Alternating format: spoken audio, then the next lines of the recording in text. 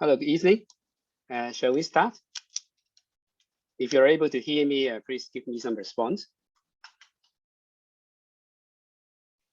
Okay, thank you very much. So this lecture, we will cover a topic, globalization. So perhaps many of you know that globalization is a very important topic in many branches of social sciences. But in urban studies, we study the city. So in fact, we will focus globalization discussion in the context of a city. So our main sort of concern is to discuss a concept what we call global city or global city network. So in fact, globalization, although it seems to be a very trendy term, but perhaps it is quite an so-called old concept or old phenomenon, because some years ago, not years, but centuries ago, we have the Mongolia sort of empire that spread from Asia to Europe. So it's more or less like the starting point of globalization. And in fact, our sort of globalization trend also started, in fact, even earlier than the setup of the Mongolia Empire. So as early as 2,000 years ago, in the Han Dynasty, we already established the Silk Road that will link China with Europe. So that is a very important trade route. And then later on in the Ming Dynasty, we developed the sort of Silk Road overseas. So that is in the context of the revitalization of international trade with the One Road, One Belt sort of initiation of the current Chinese administration. So, but a modern form of globalization, we have to say, started with the setup of the United Kingdom, the Great Britain Empire. So the British Empire, in fact, it was a truly sort of globalized power because its colony was spread from Asia to Africa and to North America, to Latin America. They have a lot of sort of those territory that belong to the sort of British Empire.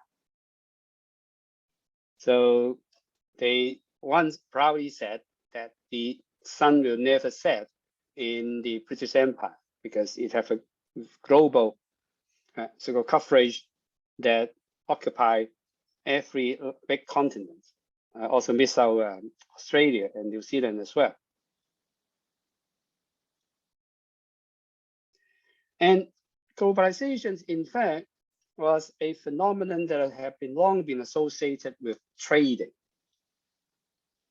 And in the past, in fact, even we said it's globalization of trading, but at that time, in fact, it was the comparative advantage of individual country or nations that would count. So when we talk about international trade, when we talk about the force of globalization, in fact, we take the country as a unit. So some countries are more competitive than the others, so that they set up global power. And of course, I mean, this discussion would still apply nowadays if you talk about political power.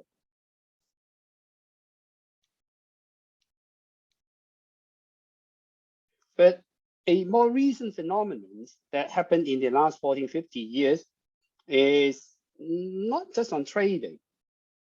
Part of it is trading, but the major driving force is what we call the shift of production base. So some country may shift their production base. For instance, in North America, the production previously sort of taken in the United States are being shifted south to Mexico, so that they can enjoy a much lower sort of labor cost. And the finished product, in fact, was sort of imported back to the United States. So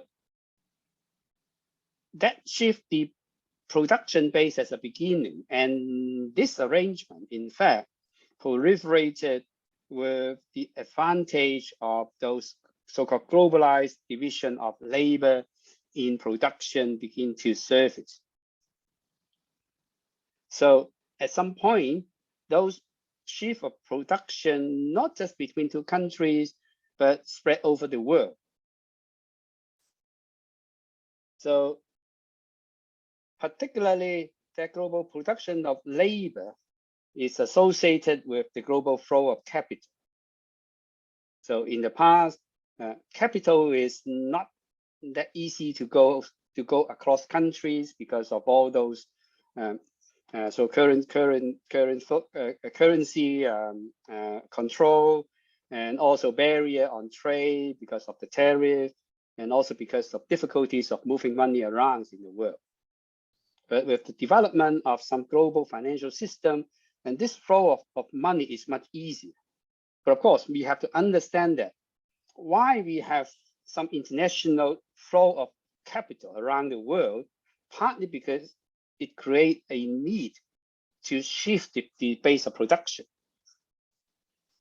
And not just money would move around, people, particular people of talents, they also would move around. So this has been sort of reinforced by the advancement in information technology, so that now the world is under a sort of an integral system of information flow. All this together, in fact, would put a driving force on the restructuring of global mode of production. So you may say that without all these, a division of labor among countries would not complete or would not be that efficient. So there are a lot of research and a lot of theories on that. So I'm not going to repeat all those. But what I want to concentrate on this lecture is the role of the city within the globalization or global system. Because in globalization, in fact, the role of global cities are of prime importance, if not the most important element in globalization. And it's not just that some cities become global. In fact, global cities form a network. Or later on, we will further explain, in fact, global cities cannot survive or develop on their own.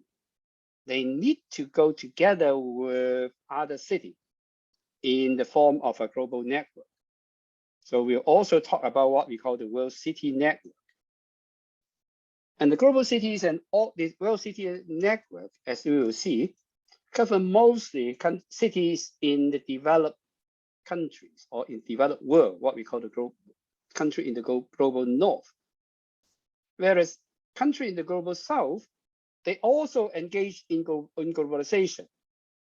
although they occupy a more peripheral and less significant sort of position.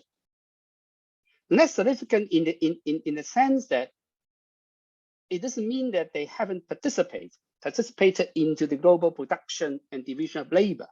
In fact, they are important element of that, or important partner, but they are in a more peripheral position because they are in a very disadvantaged position that they have to survive at the mercy of those big corporations and so-called wealthy countries and the command of the global cities.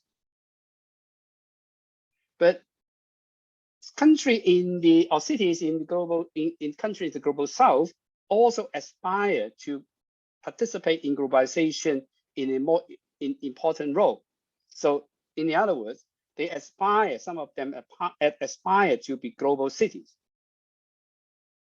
But it's a very big gap between the aspiration and the capacity to really realizing such a dream.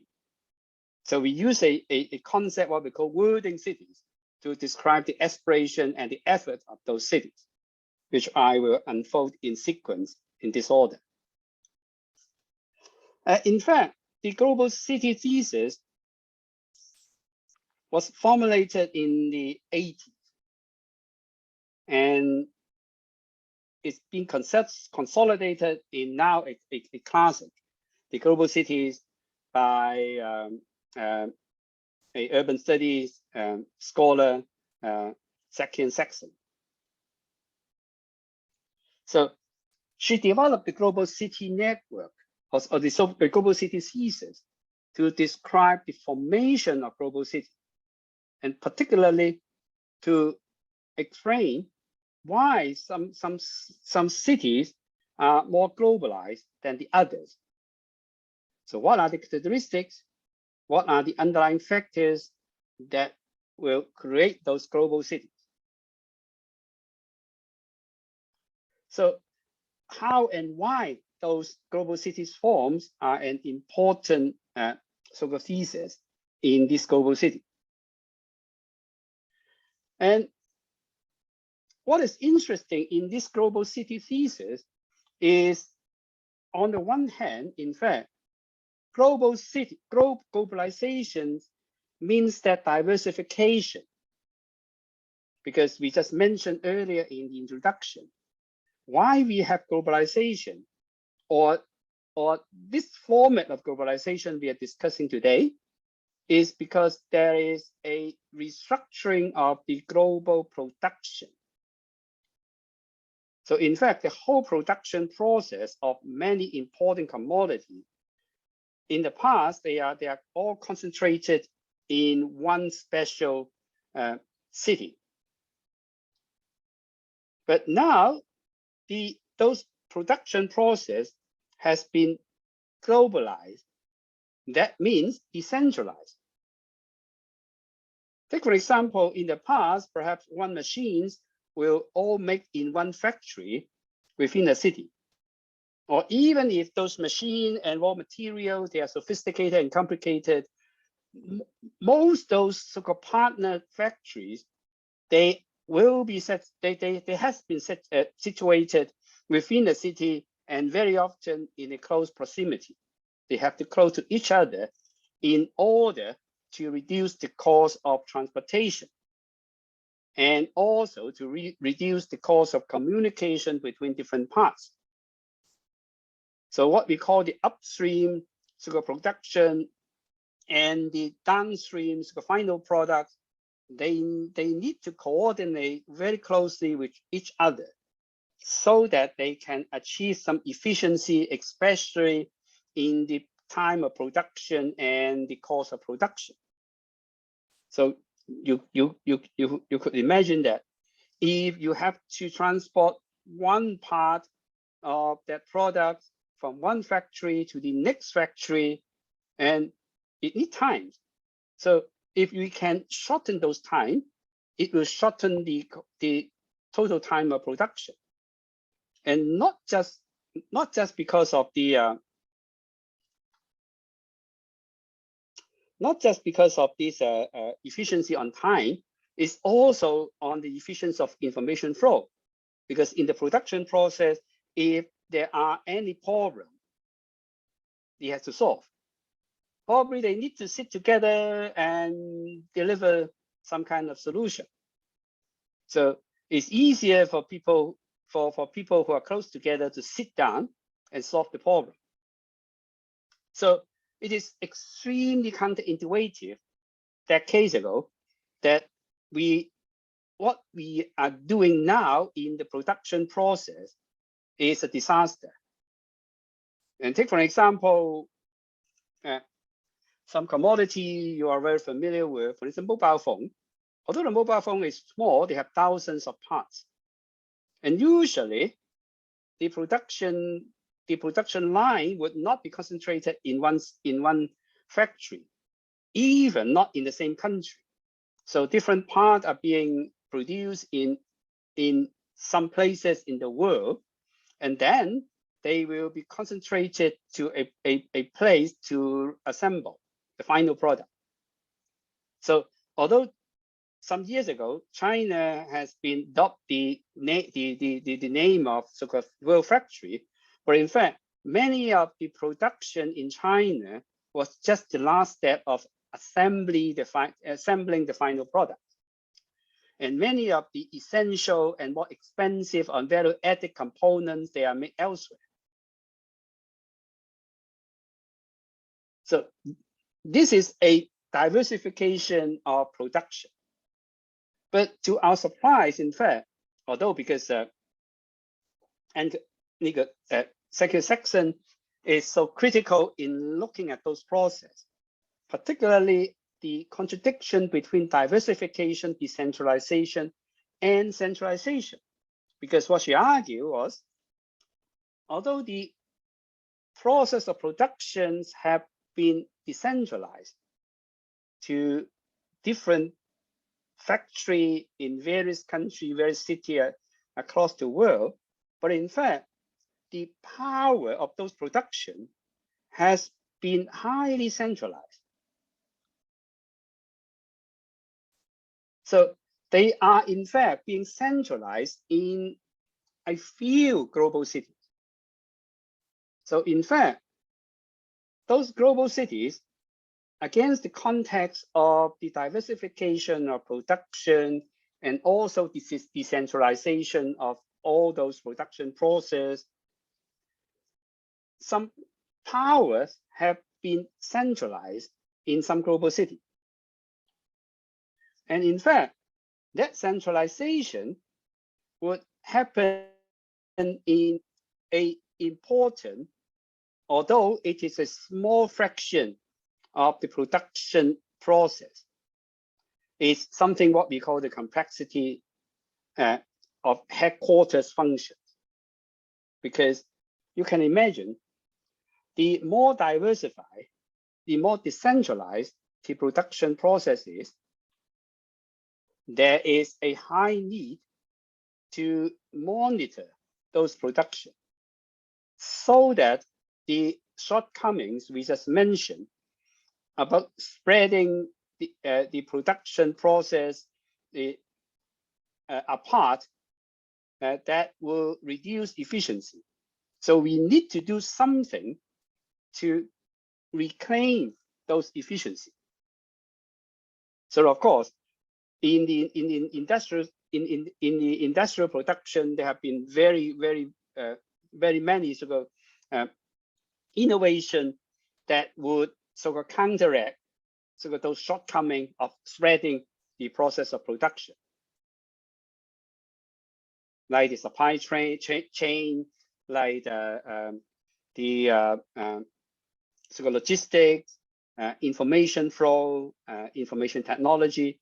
But more important is, now most of the productions or the production of of big corporations, I would say that those sort of physical production of products, they, on the one hand, they decentralize the production process, but on the other hand, they centralize the design, monitor, and the finance the process of those production.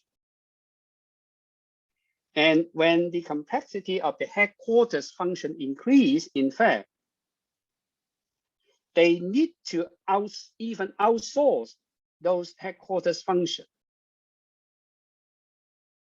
And one important driving force of that increase in complexity is exactly the diversification of production process. Because you can imagine that if I make a telephone, a mobile phone, so in the past, I all make it in the USA.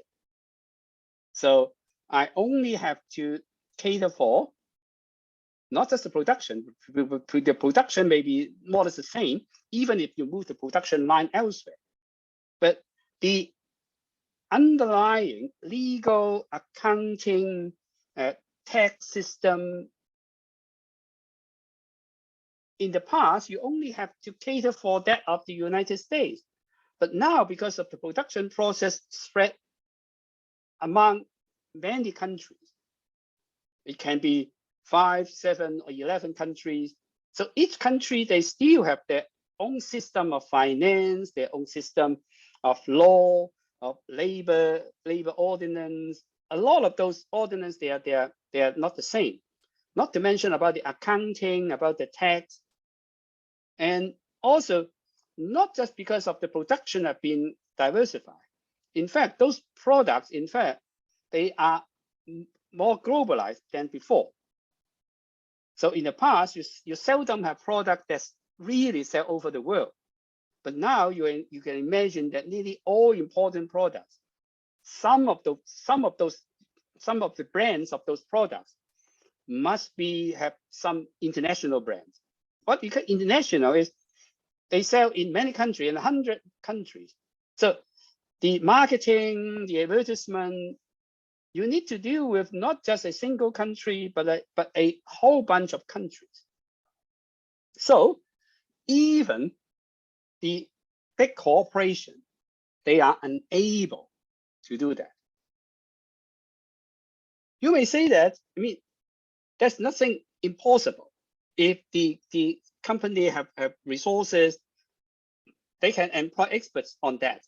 But that's not efficient, because you can imagine that not just one international or global company who need to do that. There are a lot of similar companies who need to do that.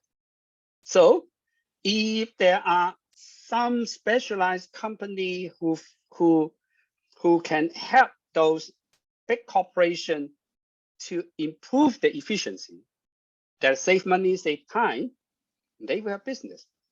So that is under such a context, in fact, those specialized, what we call headquarters functions, are increasingly being outsourced to specialized firms. They are not firms of production, but they are firms of professional services, like accounting, legal services, marketing, advertisement, information technology. You can mention a lot of those so-called services. So the global city thesis start with this necessity and trend.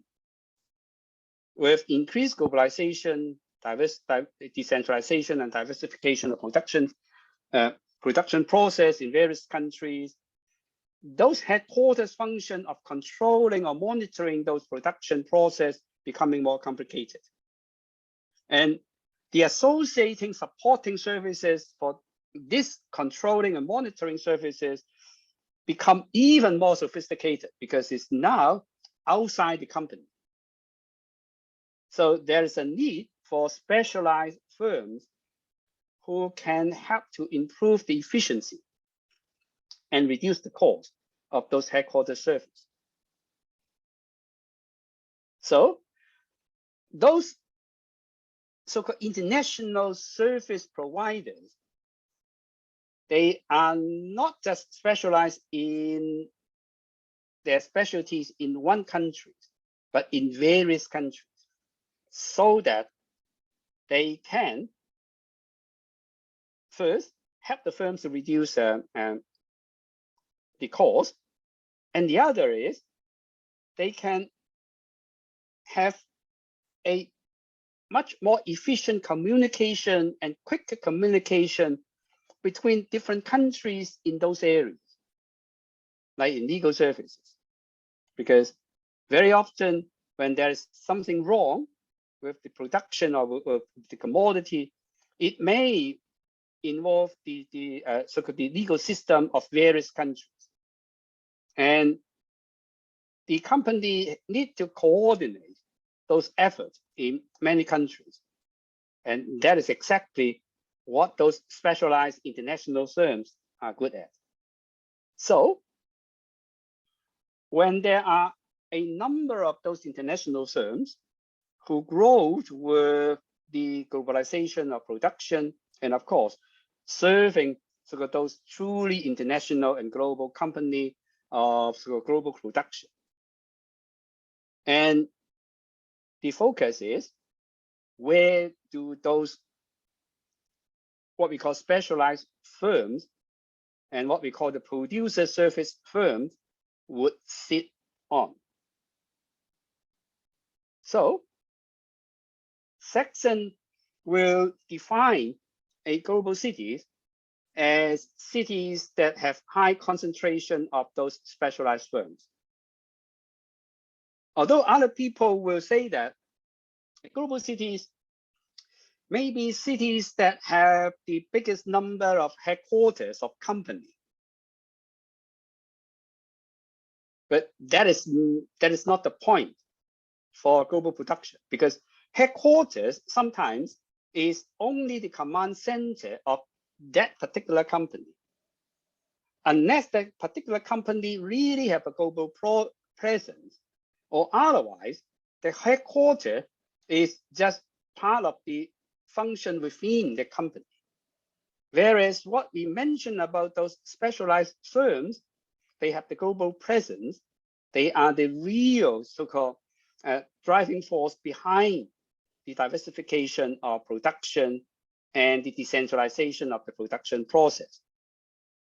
So that's why Saxon will choose the density of those specialized firms, but not the number of headquarters to define global cities. Although some cities, they tend to use this as an indicator of globalization.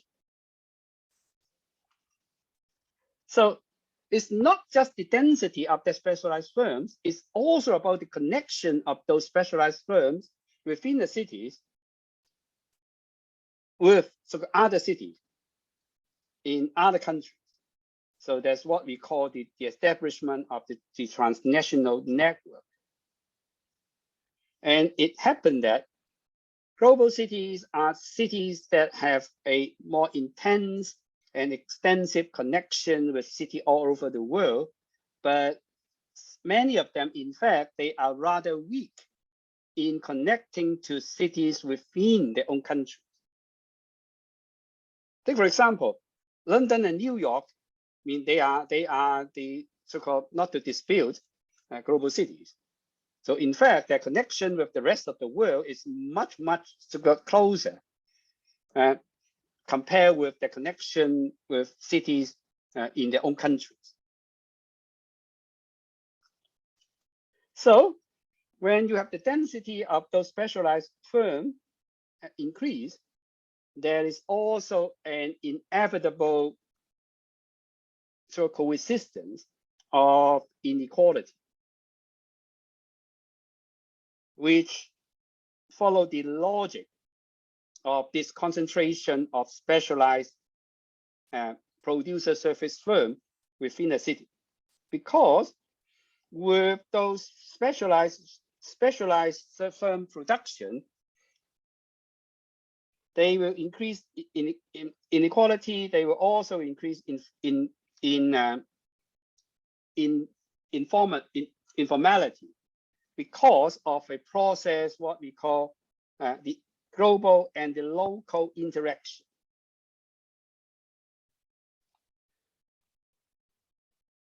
If a cities have a high concentration of international specialized producer service firms, and because they are so specialized, so the workers in those firms, they are high-ranked professionals. and also high pay as well. So that you have a concentration of those workers in a city that will produce an effect that it will boost the higher end of what we call the high pay worker. On its own, it may not be a problem, but because of the presence of those international producer service firms and the high pay workers, their use of land of the land for the activities, and also their consumption power will be in direct competition with the local industry, local business, and local workers.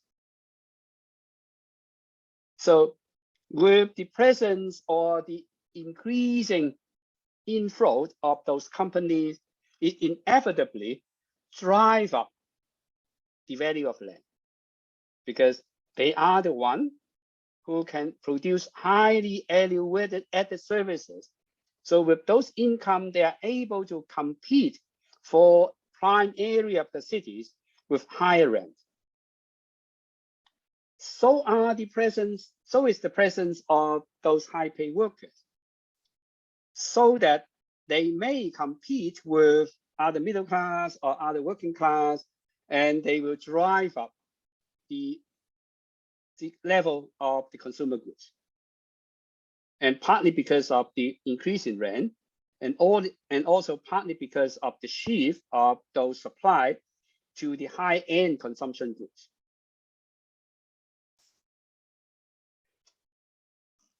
So with this dispersion of production and the concentration of the control and command function, it gives rise to the concentration of high pay workers, high profit company within the cities. And I just mentioned that their use of facility, the land, and also other services will create a up market, so-called high-end market of those services and facilities.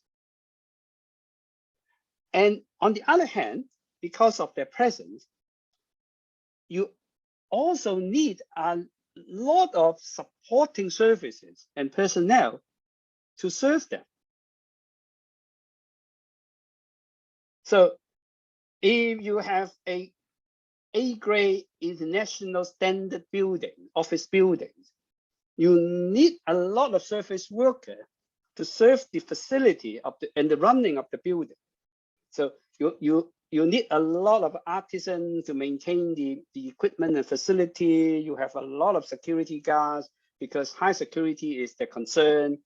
And you also have a lot of cleaners because the cleaning standard of those A-grade international offices are very high.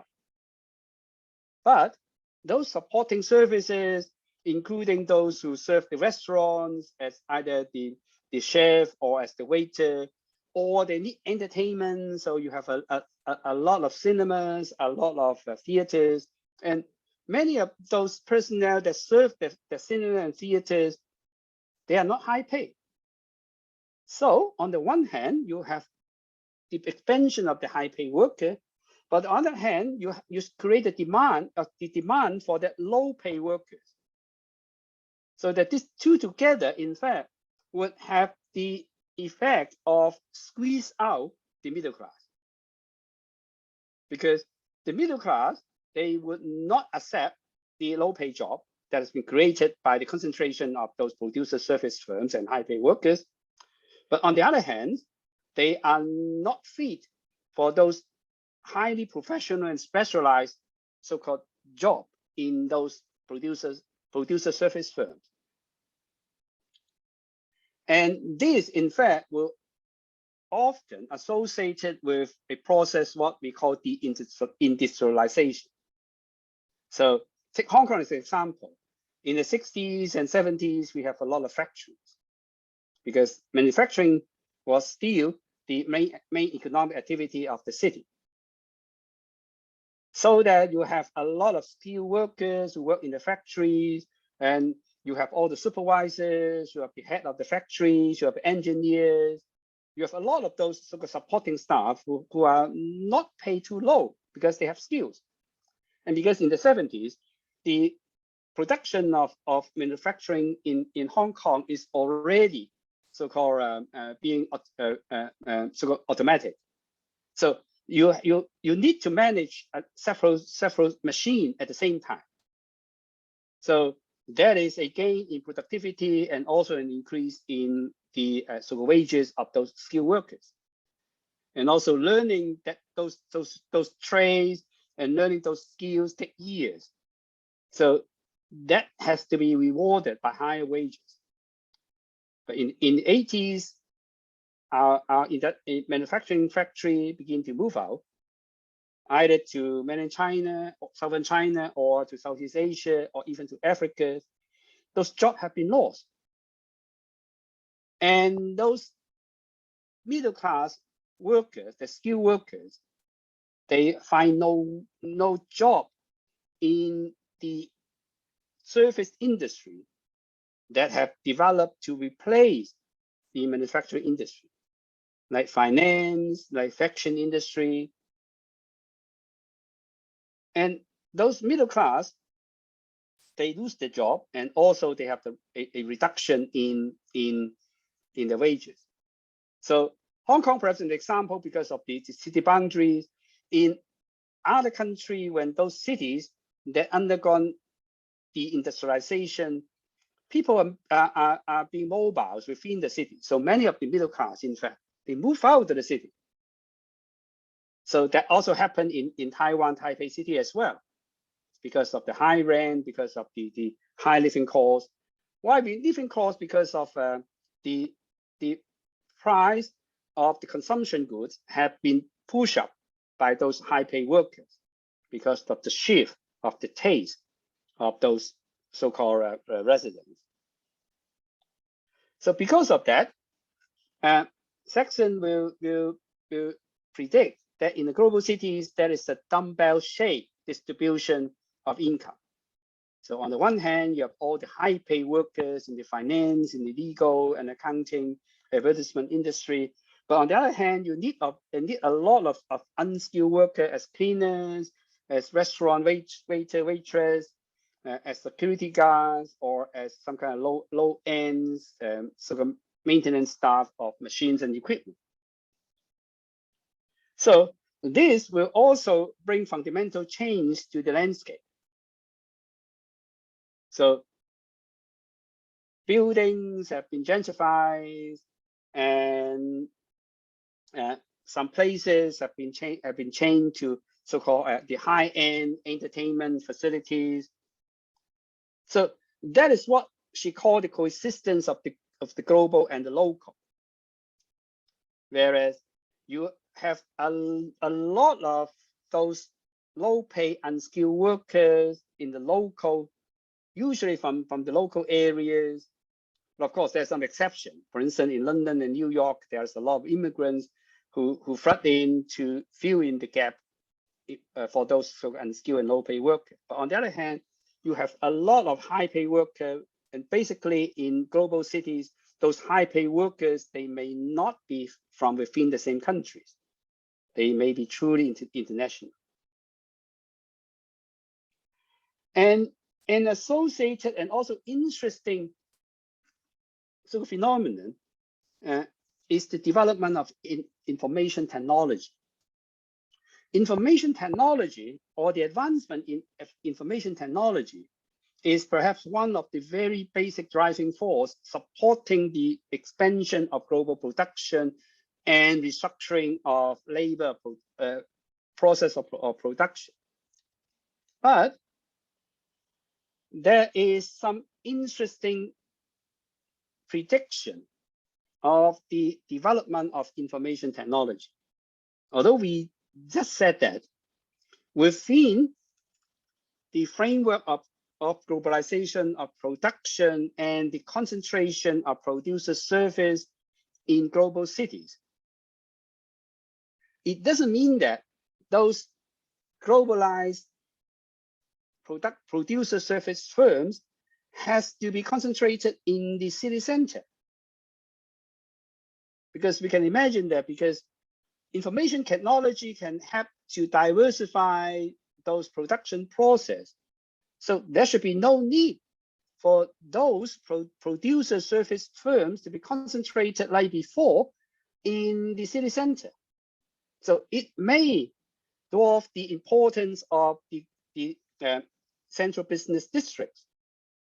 So in fact, services can move anywhere. So in fact, there has been a move of some big banks in New York City to move out of Manhattan to the nearby sort of cities. In fact, it's in the across the Hudson River to the other states. They have experimented that because of they can use information technology to fill in the gap in communication. But later on, they found out that that is not sort of that viable, and so as to say, not so attractive to the employees. So in fact, after 10 years, they moved back from areas in New Jersey, the state of New Jersey, just across the Hudson Rivers in New York City, back to Manhattan. So although there are predictions that with the advancement of information technology, even with the concentration of the producer services in global firms, they may not necessarily be concentrated in the city center. So new nodes may form in other parts of the city, although many of those predictions would not realize. The CBD had not been transformed because of the development of IT and infrastructure, because the same argument, in fact, would also apply to counteract the prediction of section of the concentration of producer services in global cities. Because with information technology, you can place all those producer services anywhere. But isn't the case? The case is most those producer services firms, they like to concentrate in global cities and especially in the more conventional CBD of those cities.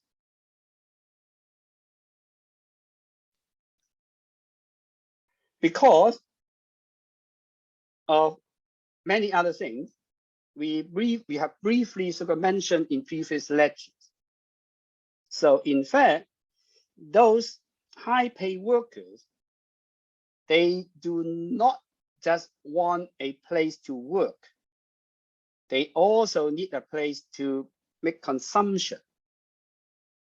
And whereas the conventional CBD of global cities are being transformed into also center of entertainment, center of cultural activities, and also center of social interaction, so that the traditional CBD function of cities are now being so-called conveyed to the global city function as well.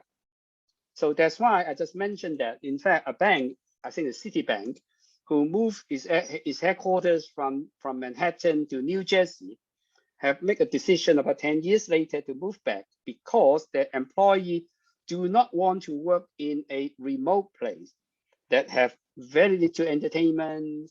They do not have good restaurants, no theaters.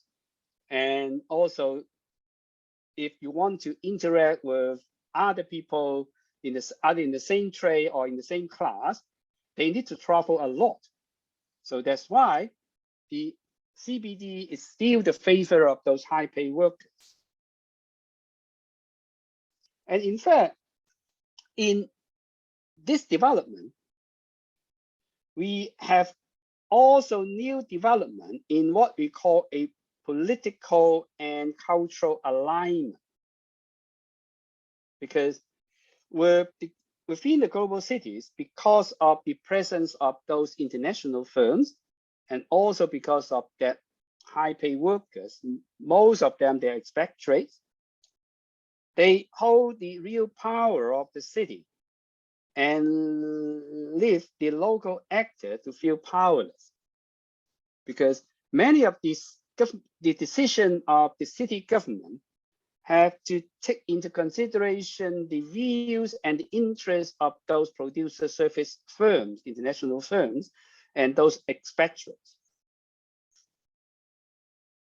And more important is, they also link to other parallel global centers.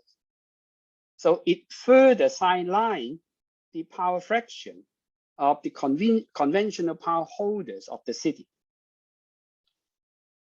So in fact, those global cities, they serve the interests of other countries and other cities more than the rest of the countries.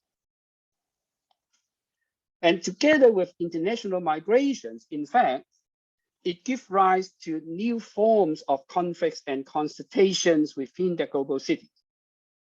So in London, in New York, and to a certain extent in Hong Kong also reflect that. So we have to understand, for instance, our recent social unrest in 2019, not just only as some kind of political controversy, but also as the conflict of interest between the local power holders and also the other financial and other interests of international firms and expatriates.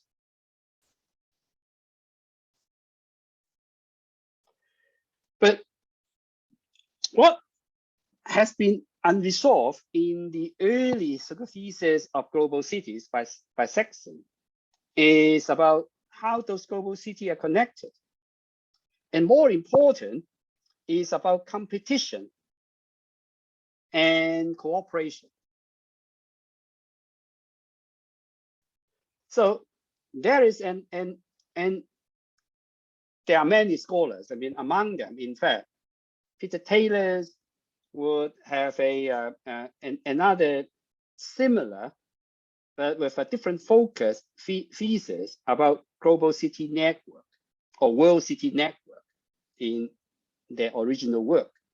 So world cities are centers for the production and consumption of the advanced services in the organization of global capital. And world cities constitute concentration of information and knowledge necessary for those new services production by advanced producer service firms. So it's more or less the same as Saxon. But what Taylor has emphasized is not on the individual global city. So for Saxons, it seems to create an impression that there exist some global cities and some non-global cities. But that is a static concept. Whereas for Taylor, in fact, global city or world cities, they are both dynamic in terms of the spatial dimension. So they're connecting with each other, and also in a temporal dimension, because there is nothing called static position of global or world cities. All those positions, they are dynamic. They keep on changing. They keep on changing. So one contribution of Taylor is to conceive those global city or world cities as part of a network, of a global city network that will first occupy some space, because city occupies some space, but space is not important or not as important as their position in that network. So in the past, we will take nation states as a unit of an analysis when we talk about globalization and about the comparative advantage in production to explain some concentration of economic activity within a country. But now those attention have been shifted to cities, because connection between countries, although it's still important in terms of legal and political terms, but in terms of globalization, cities are often a much more important position than countries. So there are, in fact, two separate spaces. The nation space, they will form political space, whereas the global cities or the world cities, they form an other connection network space. So now there are two world space, and that would have to explain many of the associated phenomena. But a question I just raised previously is about the competition and the cooperation of global cities. Because when we take in the conception of sections, there are global cities, they're not so global cities. So in fact, they are competing with each other. They are competing with each other because either you are the global city or I'm the global city. But for Taylor, he reinterprets this as city as a node in the network. What do you mean by network? Networks need to connect with each other. Because if you do not connect with each other, you are not in a network. So in fact, in that connection, you need to cooperate. So what do we mean by, on the one hand, cities compete for the global city position, but on the other hand, city has to cooperate within that world city network. So in fact, Taylor explained that with the empirical support of their research, because what we mean by cooperation and competitions, we are referring to different units. The international producer service firms, they compete with each other for services, and also they compete with each other on coverage. But cities do not have to compete with each other, because the way they become a world city or a global city is the concentration of this producer service firm. So in fact, they will only compete to get those firms to establish in their city. But this is not a what we call a lose-lose situation, because the firms can set foot on many cities, so that a global cities, if they want to be more competitive in gaining those firms to set a office or even the regional or the headquarters in their own cities, paradoxically, it relates to their connection with other global centers or global cities. Because you can imagine for those firms, why they can survive and develop and gain those status, because they have a wide range of connection in different global cities and global centers. I interpret the global city in a Taylor sense, because global cities can have various grades. So unlike in the Saxon sense, you only have global cities and non-global cities. So later on, we will show Taylor's classification about different tiers of global cities. So in fact, your position will be more welcome for a city, I mean, if you have good connection with other cities, so that they can, the global firms, the global producer service firms, they can do their business in a more efficient way. Take for example, if they can travel very efficiently to other cities to do the business, because there's a need for them to coverage as wide as possible within the region, and then they will choose the location of their office because of that convenience. And even if they do not have to travel regularly, they need to communicate with information technology.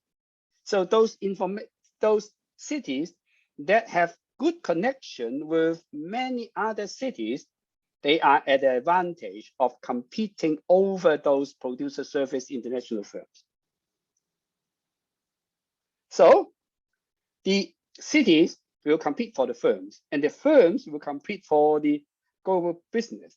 But cities has to be cooperate because they need the network in order to win over those producer service international firms.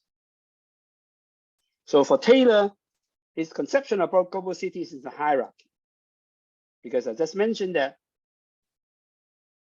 position of the global city or the world city can change.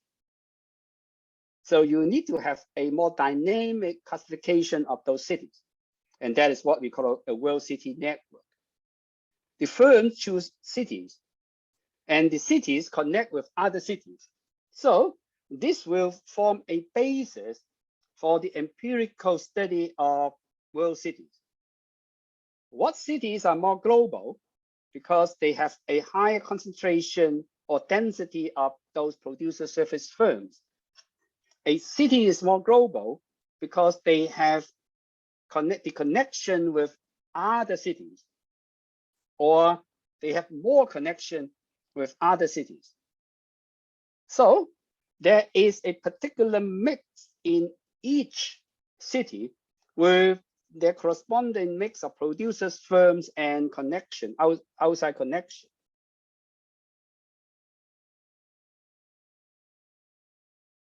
So the World City Network, in fact, is a very complex amalgam of multifarious offices network of corporate service firms. So that is another definition for that world city hierarchy. With that, you can have different tier of world cities to form a hierarchy, and that can be determined empirically by looking at the concentration of those firms. And for Taylor and his associates, they have chosen the financial, advertisement, accounting, and law services as an indicator. And there's another study that will take into account the so-called connectivity of freight services to other cities as an indicator.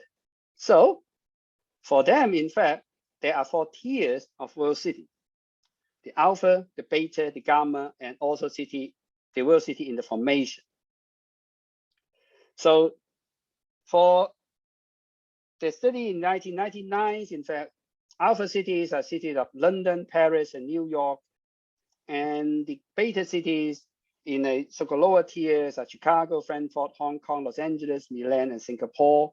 And most other cities, they are in most European cities, big cities, they're in the gamma. And most cities in other parts of the world, in Asia, in Africa, and Latin America, they are what we call the world city in the formation. Similar empirical research was done 10 years later to look at not just the concentration of producer services, but also network and connectivity. So with more sophisticated methodology in doing that, they can sort of look at those connectivities in the form of so-called knots and edges, as in the network studies. So they show such a map on how cities are connected to each other. And they have a new classification on what they call alpha plus cities, alpha plus city, alpha cities, alpha minus cities, and other cities. So in fact, their research in 2008 will uncover so-called New York and London as alpha plus cities. So are they the real so-called world cities at the top of the hierarchy. And after that is the alpha plus so-called cities of Hong Kong, of Tokyo, of Singapore, of Paris, and also with Shanghai. And of course, I mean, there are so many other hierarchy as well, which I have included in the list. So this is a more dynamic classification. So perhaps if you do it now, you may have a different league table. But of course, in all those previous league table, London and New York always at the top, and which is followed by Hong Kong, Paris, Tokyo, Singapore, and Chicago, Frankfurt. But more recently, in fact, there are some cities which are rising very quickly, particularly cities in China, Shanghai, Beijing, and also in the Middle East, Dubai, because Dubai has invested a lot in its connectivities and also its attractiveness to expatriate and international firms. So these are another indicator of globalization. So I would not repeat. So in fact, if we do it now, so for 20 years, some years after the those 2013 ranking, you may have another ranking. So, but the relative rankings may change, but the absolute tiers may remain the same. So perhaps London, New York will still stay as the first tiers, and followed by Hong Kong, Paris, Tokyo, Singapore, and perhaps with the addition of Shanghai. But these are all referred to cities in the developed world, because if you fulfill the criteria, the level of economic development must be high. So it will exclude nearly all those cities in the global south in the league tables and discussion. But in fact, the aspiration of cities in the global south should not be undermined and ignored, because they may one day rise up to a higher tier of global city. And in fact, many of them are planning or even implementing ambitious plan in order to escalate the position in the world cities of a hierarchy. But there are two urban researchers who did research on that alert us, because we shouldn't be looking at those aspiration and effort or policy or plans so naively, because they may not serve the real purpose of promoting the city to a higher tiers in the global city or the world city network, but rather it could be a political or a social maneuver to address basically debates and problems within their own countries. So they have written a book called Worlding City by two scholars, Anayayan Roy and our own. Because in the aspiration to be world cities, in fact, there is a very interesting contradiction. Because for most of those cities in the global south country, when they want to aspire to be a global cities, in fact, it is totally relevant. Not only because they may not have that resources, but also because in the global system, they only occupy a insignificant position.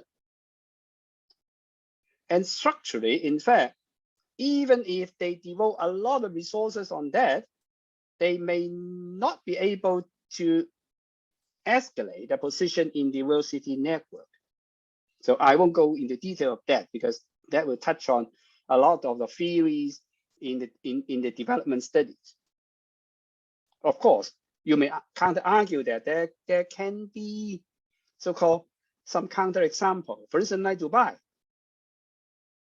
But of course, Dubai is quite special because they have a lot of so-called money, resources.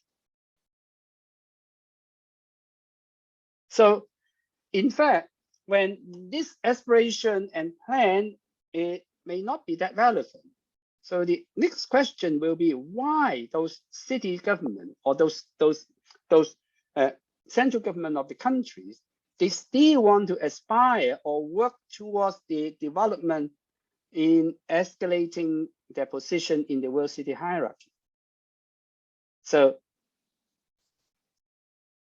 Roy and Ong will call it worlding projects.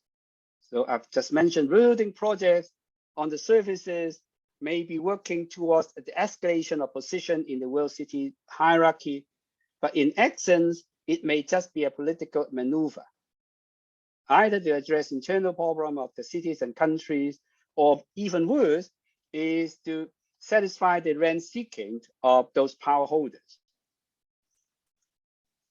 So in fact, they described it as a worlding project because worlding they define as covering a broad range of global strategy in the making of world-class cities.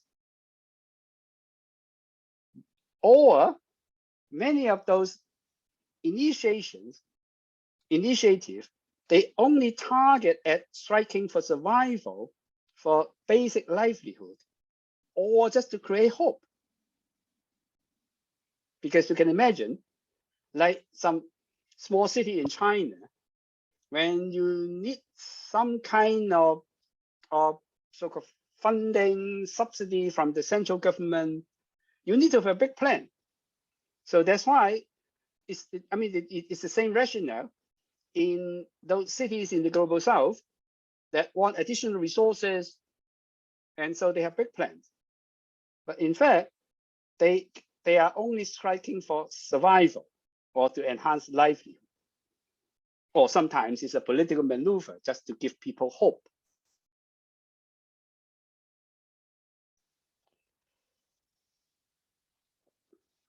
And mostly in those initiatives, they target at the transformation of space. So just like some cities, some smaller cities in China, land is the only thing or the most important element they can maneuver. So that with that unified political process, in fact, they just want to diverse sort of spatialization.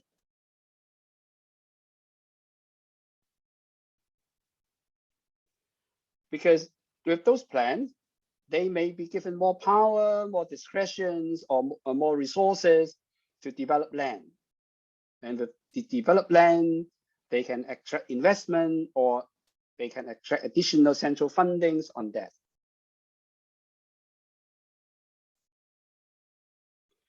But in those process, in those wording process, you cannot just package it as some kind of ordinary spatialization project.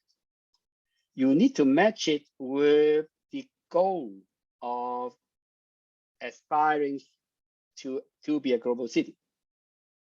So you need to have the vision of the world of formation into an advanced sort of city.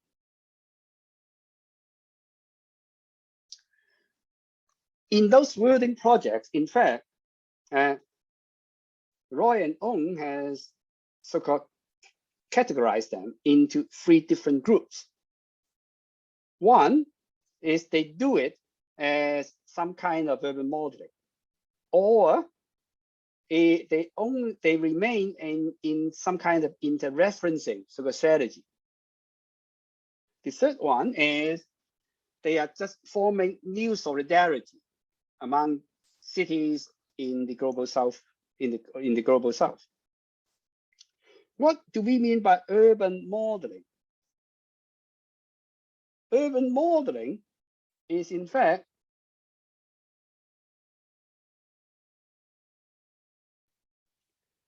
a direct embedding of the concrete ideas and approaches, or have detailed workable projects from its hometown of origin and be introduced to other sites. In doing so, in fact, they are both symbolizing that kind of urban aspiration, or they want to bring those into material. So they materialize those blueprints for urban development and urban renovation.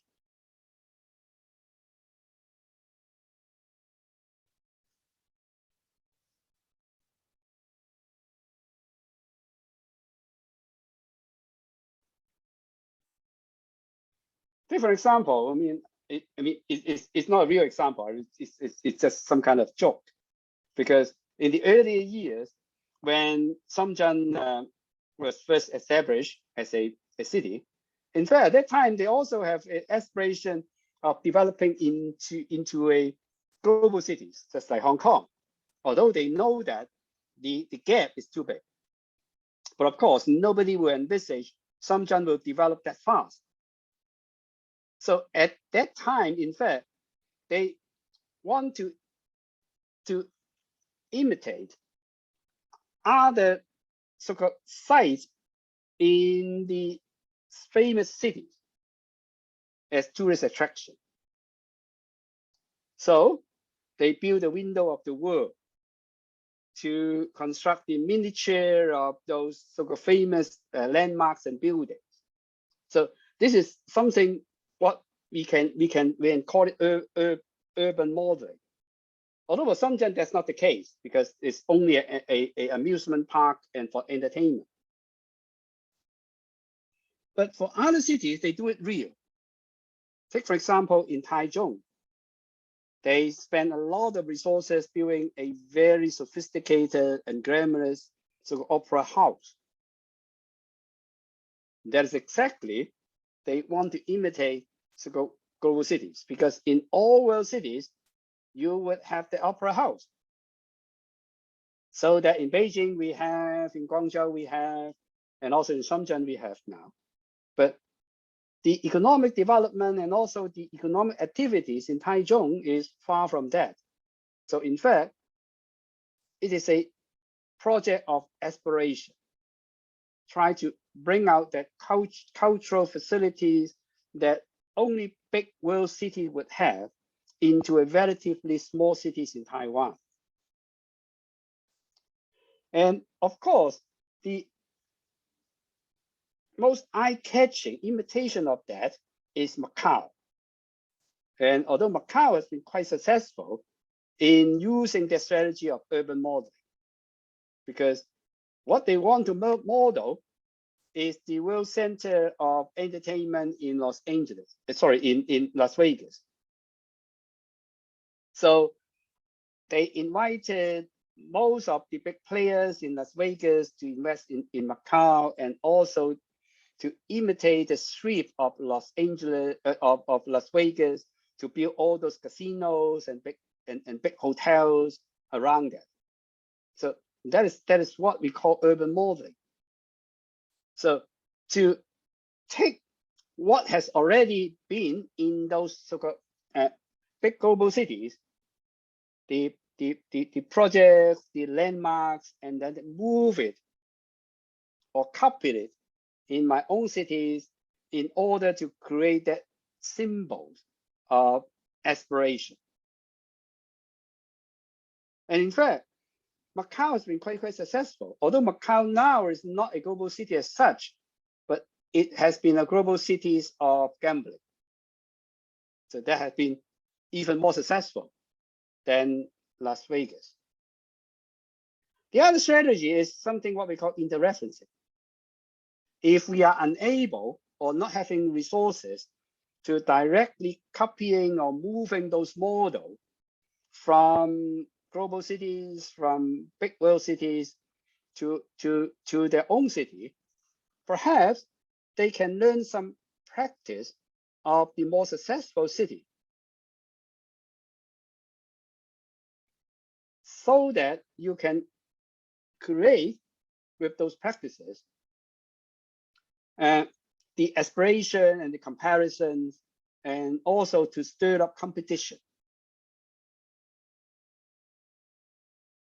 So this strategy will move beyond what we call simple citation and common aspiration. So it's not directly copying, but you try to follow the strategy. One example is perhaps with Suzhou, who teamed up with the Singaporean government to build a Singaporean style industrial park in the city, so that they want to import the successful management practices in Singapore in developing the economy of Suzhou. And that is something what we call interreferences. Or a big Chinese developer, they have convinced the Malaysian government to develop a very big residential areas just next to Singapore. Or in Hanoi, Vietnam, one developer, they develop a gated community, but with the special and the specific reference to similar gated community in other Southeast Asian countries in order to signify the position of the cities as one step closer to those advanced cities. Although this kind of gated community is not common in many advanced countries, but it is very common in some Southeast Asian countries, like Indonesia or Malaysia. The third type is, even it's not possible to borrow some ideas, concretely translated into projects in their own cities, at least they can borrow the technology of governance so as to create a new form of solidarity between cities in the global south. Take, for example, all of them have becoming trendy to adopt a market approach of neoliberalism in managing their cities and attracting business from international firms, and also to open up the market and also to relax some of the regulations. So they frequently arrange conferences, seminars, visits to other cities in order to learn from each other in the process of development. So they share some information, some protocol of development in some other way. But underlying that, in fact, is to create some move or some mentality of aspiring into global cities to create this kind of new solidarity.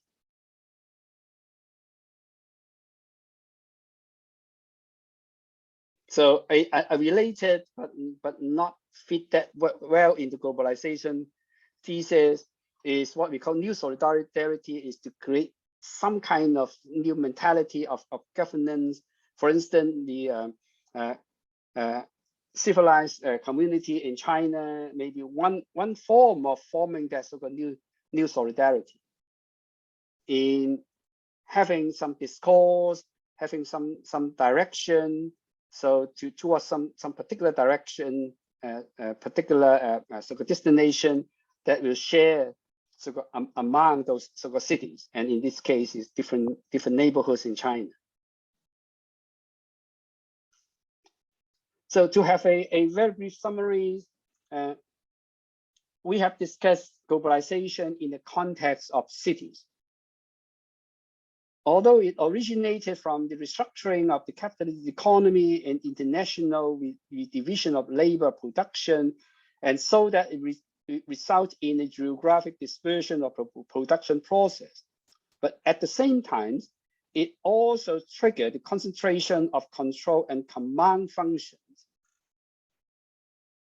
in those production, but within a few global or world cities. And the world cities and global cities can be defined as cities who have a high concentration of their specialized producer service firms, and also with good connection with other parts of the world, so that the connectivities will also define global cities. And we also have a world city hierarchy that will put the development of global city, world cities in a more dynamic dimension, so that to look at spatially how the concentration of the producers' firms are, and also at the same time, the temporal development of of global city or the change in the relative position of those global and world cities. And finally, we just discussed about the worlding projects as cities in the global south who aspire to be global cities. But in fact, they may use this as some kind of political maneuver for attracting more resources and investment. And the strategy we've described are the urban modeling, interreferencing, and new solidarity. So that's all I would like to say in this topic. So again, we will take a break of 10 minutes. So I'll leave this forum for another 5 minutes, so that if you have any question you would like to ask, you can write it on the chat room, and I'll address it in the next sort of section. Whereas after the break, you have to log into another Zoom link for the seminar presentation. And sorry that I only put up the presentation PowerPoint PDF just half an hour. Just after 6:15. So I hope that you can download that and have a look when they do the presentation. And I also set up a I've also set up a discussion forums in Canvas for this presentation section. And I strongly encourage you to write down some questions during the presentation so that you can engage in some discussion. And from this section onward, I'll count those sort of questions as indication of your participation and assign the marks of participation. Okay, let's take a break of 8 minutes. So we come back at 8:30 for the presentation. So see you then.